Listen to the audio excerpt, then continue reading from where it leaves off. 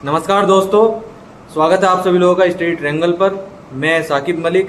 साथियों, जैसा कि आप सभी लोग जानते हैं, यूपी होमगार्ड का रिजल्ट आ चुका है और अब बारी है सबसे महत्वपूर्ण चरण की, जिसको हम बोलते हैं डीवीपीएसटी। जी हाँ दोस्तों, डीवीपीएसटी के लिए भी आप लोगों का नोटिफिकेशन आ चुका है।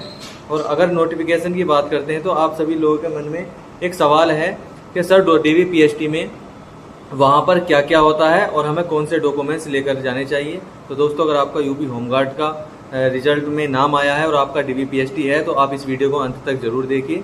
तो चलिए हम बताते हैं वहाँ पर क्या क्या लेना जरूरी है। सबसे पहले ध्यान रखिए अपने डीवीपीएसटी की यहाँ पर इम्पोर्टेंट जो तिथियाँ हैं, डेट हैं। दोस्तों 13 जुलाई 2026 से आप लोगों के जो है डीवीपीएसटी स्टार्ट होने वाले हैं और वो 6 अगस्त 2026 तक चलेंगे। और आप लोगों का जो एडमिट कार्ड है वो 6 जुलाई 2026 को जो वेबसाइट है, ऑफिशियल वेबसाइट पर जारी हो जाएगा। वहाँ से आप लोग अपना एडमिट कार्ड डाउनलोड कर सकते हैं। और दोस्तों सबसे इम्पोर्टेंट चीज़ आप लोगों को यहाँ पर ये याद रख लेनी है, जिस सेंटर पर आप लोगों का यहाँ पर जो एडमिट कार्ड में आप लोगों का सेंटर और तारीख आएगी, उस सेंटर पर आप लोगों को पहुँचना जरूर अनिवार्य है। तो आप लोग उसमें डिले नहीं करना है। जिस तारीख में और जहाँ पर सेंटर है वहाँ पर आप लोगों को उस तारीख से एक दिन पहले पहुँच जाना है। तो साथियों, अब बात करते हैं आप लोगों का वहाँ पर सेंटर पे जाने के बाद क्या होने वाला है। सबसे पहले अगर बात करते हैं तो आप लोगों को वहाँ पर जितने भी बच्चे जिनका भी उस सेंटर पर डीवीपीएसटी होगा उनको सबको वहाँ पर बिठा लिया जाएगा। और उसके बाद आप लोगों को एक एक कर करके जहाँ पर भी वो डीवीपीएसटी कर रहे हैं उनको सबको बुला लिया जाएगा। सबसे पहले आप लोगों के डॉक्यूमेंट चेक होंगे। अगर डॉक्यूमेंट्स की बात करते हैं तो दोस्तों आप लोग लिस्ट देख सकते हैं यहाँ पर कौन कौन से डॉक्यूमेंट्स आपको लेकर जाने हैं। सबसे महत्वपूर्ण आप लोगों का डॉक्यूमेंट है यहाँ पर सबसे एक नंबर पे आप लोगों का हो जाएगा डीवीपीएसटी के लिए जो आपका एडमिट कार्ड आएगा, वो आप लोगों को लेकर के जाना है। दूसरी बात करते हैं अपने हाई स्कूल की मार्कशीट। अगर हाई स्कूल की मार्कशीट के साथ आप लोगों का सर्टिफिकेट है तो वो भी आप लोगों को लेकर जाना है। तीसरी अगर हम बात करते हैं, तीसरा आप लोगों का यहाँ पर कास्ट सर्टिफिकेट। अगर आप ओबीसी, एससी या एसटी से हो तो आप लोग अपना यहाँ पर कास्ट सर्टिफिकेट, जाति प्रमाण पत्र जरूर लेकर के जाइए। और आपका जो जाति प्रमाण पत्र है वो जो आप लोगों ने लगाया था, मतलब 1 अप्रैल 2025 के बाद का, और आपके जो फॉर्म भरने की लास्ट डेट थी उससे पहले का होना चाहिए। और दोस्तों बात करते हैं यहाँ पर एक आप लोगों को एक आईडी प्रूफ लेकर जाना है, आधार कार्ड या फिर आधार कार्ड के जैसी कोई एक जिसमें आप लोगों का फोटो लगा हो, प्रॉपर पता लिखा हो, इस प्रकार का एक आप लोगों को आईडी लेकर के वहाँ पर जानी है। और आप लोगों को अपने साथ 5-6 फोटो और लेकर जाने हैं। और ये जितने भी डॉक्यूमेंट्स मैंने आप लोगों को बताए हैं, इन डॉक्यूमेंट्स के आप लोगों को 2-2 फोटो कॉपी करा लेनी है। 2-2 फोटो कॉपी कराने के बाद उसके 2 सेट बना लेने हैं और उन सेट पर आप लोगों को स्व प्रमाणित करना है। स्व प्रमाणित लिख करके अपने साइन कर देने हैं और ये 2 सेट आप लोगों को वहाँ पर लेकर जाने हैं। तो दोस्तों यहाँ पर आप सभी के सभी डॉक्यूमेंट चेक होंगे। अगर आपके डॉक्यूमेंट्स में कोई भी गलती है, कोई भी दिक्कत है, जैसे मान लो आपका नाम आपके डॉक्यूमेंट्स में या आधार कार्ड में अलग है, अपने हाई स्कूल की मार्कशीट में अलग है, तो आप लोग यहाँ पर एक वकील से, जो नोटरी वकील होता है, वहाँ से एक शपथ पत्र यानी एफिडेविट बनवा सकते हैं और उसमें लिखवा सकते हैं कि मेरा आधार कार्ड ये है और इसमें मेरे इस नाम में थोड़ी सी मिस्टेक है। तो वो वहाँ पर उसको देखकर सही कर देते हैं।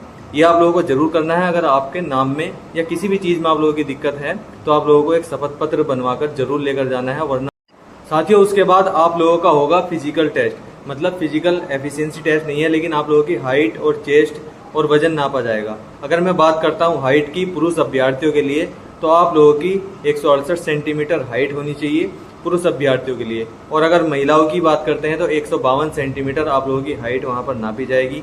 उसके बाद आप लोगों का चेस्ट नापा जाएगा, ये पुरुष अभ्यर्थियों के लिए है, जिसमें आप लोगों का 79 सेंटीमीटर आप लोगों का नॉर्मल आपका चेस्ट होना चाहिए। और उसके बाद आपको 84 फुलाने के बाद दिखाना है, मतलब आप लोगों का फुलाव 5 सेंटीमीटर का होना चाहिए। अगर महिलाओं की बात करते हैं तो महिलाओं का वजन होता है जिसमें कम से कम वजन 40 किलो होना अनिवार्य है। और दोस्तों आप लोगों को अपनी हाइट, चेस्ट और वजन को आप लोगों को अभी से ही माप लेना है कि आपको कोई मतलब आपका चेस्ट कम तो नहीं है। आप कुछ एक्सरसाइज वगैरह कर सकते हैं, मैं आप लोगों को बता दूंगा, उससे आप लोगों का चेस्ट थोड़ा सा अप हो जाएगा। और जिसका वजन कम है, वो लड़कियां जो गर्ल्स हैं जिनका वजन कम है, वो अपने खाने पीने पर ध्यान दीजिए।